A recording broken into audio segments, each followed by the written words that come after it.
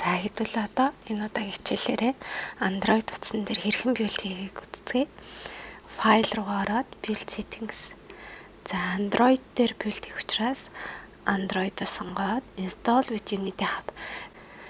Би Android платформ дээр огт юм хийгээгүйсэн болохоор Android SDK, OpenGTK-ийг суулгаагүйсэн. Одоо ингээд суулгачихъя.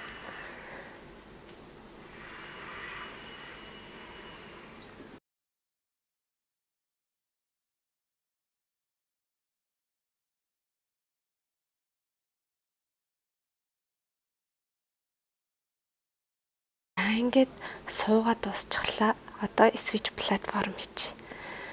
Өмнө нь суулгацсан байсан хүмүүсийн хувьд бол Switch платформ нь идэвхтэй байсан байгаа.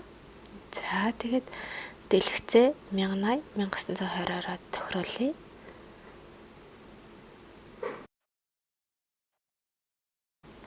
Одоо хэдүүлээ player settings дээр зарим тохиргоог хийж өгөх ёстой. Тэгэхээр build settings руу ороод player settings дээр даръя. За компани нэр гэж энэ дээр за яг халиун гэж биччихье нэг удаа. За тоглоомын нэр бол Flappy Bird. За default icon-аа сонгож өгье. За сонгочихлоо. За тэгээд та энэчнээс тохиргоогоо илүү нарийн сайн харж болно. За манай утас бол босоод дэлгэцэн дээр ажиллах учраас portrait-ийг сонгоод өгчлөө. За тэгээд доошоо scroll донгууд package name гэдэг талбар байгаа. Энэ дээр com-цэг халиун буюу компанийнхаа нэрийг бичээд араас нь тоглоомынхаа нэрийг бичдэг байгаа. Flappy Bird. За саяны талбарыг бол зайлшгүй бүглэх шаардлагатай байдаг. За одоо хэдүүлээ утсаа USB-гээр компьютертэй холбоё. За утсаа холбочихсон бол settings руу ороод about phone. За миний утас болохоор Galaxy G5 гэдэг утас байсан. Тэгэхээр software information-ийнхаа build number дээр ер нь бол 4 удаа тарах байсан. За тэнгуут developer mode идэвхжүүлдэг.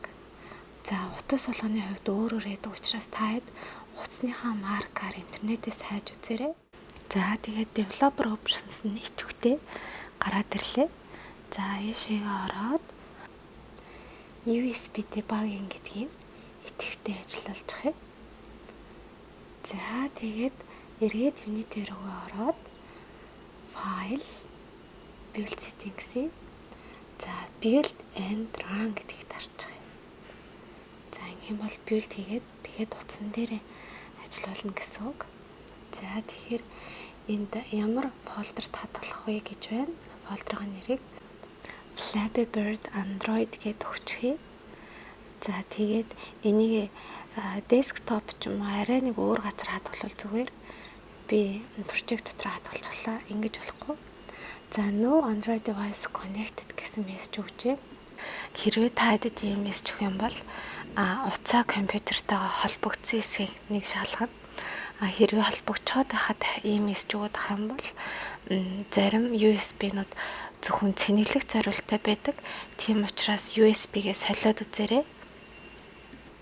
За би USB-гээ солиод үзсэн чинь хэвээ ажилласан. За ингээд амжилттай build хийгдчихлээ. Одоо хэдүүлээ утсаа шалгая.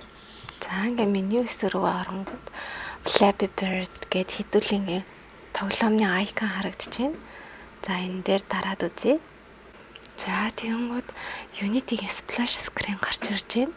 Unity-гийн албан ёсны ирэхгүй тохиолдолд энэ splash screen бол автоматар гарч ирдэг. Хэрэг төлбөрийн төлчих юм бол энэ screen-ийг өөрийнхөө хүснээр солих боломжтой.